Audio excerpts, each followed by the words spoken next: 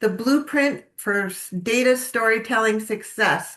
So I think we are all going to want to be paying attention. The things that we're going to take away are craft a powerful opening statement, improve the data visualization, and sharpen your recommendations. Now, Kate has been a Toastmaster for 16 years and in her professional life was a data analyst in finance and workplace safety. After a decade in data, Thank you. Thank you very much. I want to say that was a really lovely introduction, but I did also send it. Let's not pretend here. It's lovely to be here. Thank you very much for the invite. And specifically in Vienna, we're heading back into 1841 to a maternity ward. And there was a really interesting phenomenon that happened in this clinic. And that was that one of the wards, there was two wards, and one of them was completely staffed by midwives. And the other ward was completely staffed by doctors, which is 4.8 women for every 100,000 babies. But the doctor's ward was up to 17%.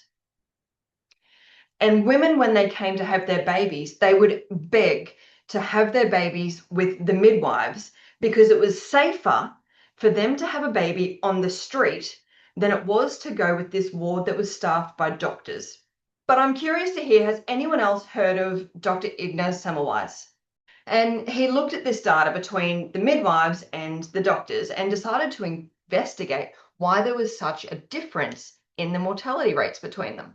And he lost his job. His observations, what he found, his data conflicted with the established kind of scientific and medical opinions of the time. And so his colleagues believed that he was losing his mind and he was actually committed to a lunatic asylum. And this is the importance of good data storytelling. I'm going to stop my share for a minute.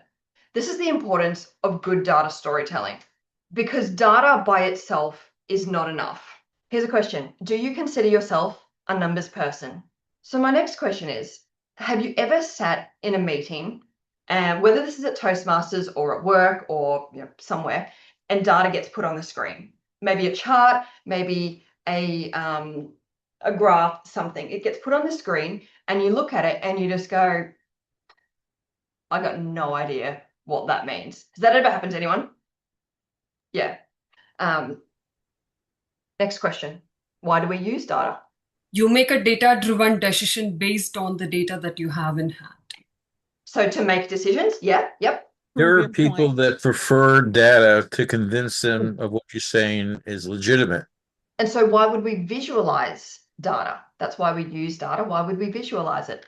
So today, what I'm going to run you through is a 4-step process that ensures that our data visualization isn't just clear, but unmistakable to our audience. You cannot unsee it.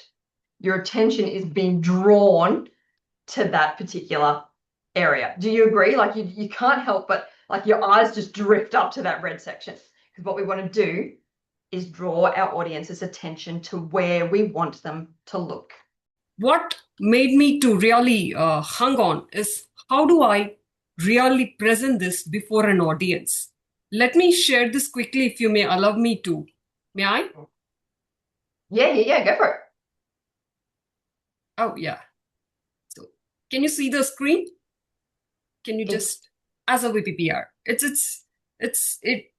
speaks about our presence in Facebook and YouTube.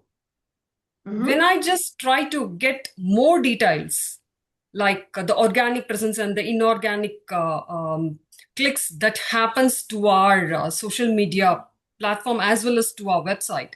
So maybe like your YouTube insights there, maybe you're really happy with 4,000 views. You're like, yep, it's gone down, but we're still getting 4,000 views. Maybe it's still really good.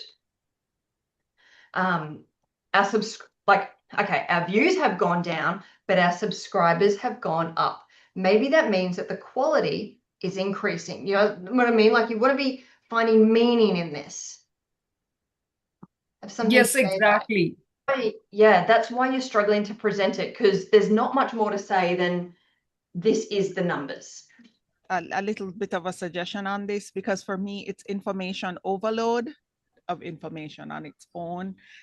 I'm doing too much mental gymnastics. Yeah, there are 7 different items on that chart. So which one do you want us to look at? Is the point. Yep. 100%, Andrew. I love that. Often I can't understand it, let alone explain it to somebody else. So I'm looking for sort of a negotiating tactic for navigating those situations. Yet I prefer you can summarize. My summary is basically, as much as possible, push towards simple charts. Make sure you declutter, and remember that anything that is not contributing to your message is taking away from your message. Make sure that your insight title is up the top so that people know how to read your graph, that you've put time and effort into analyzing your data rather. And then finally, highlighting and controlling where you want people to look. If you use this process, I promise you, it will save you a lot of time and heartache. This has been tested with thousands of analysts now, and it's quite robust. It works. So as much as possible, put your data through that process and it will make your stuff better.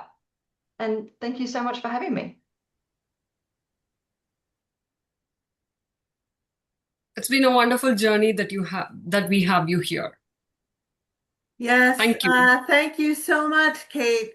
Kate, I loved your presentation, and one of my biggest takeaways, and I guess my biggest problem, is that in an effort to inform people, I try and put too much stuff in, and you just totally ruined my strategy, but I see why.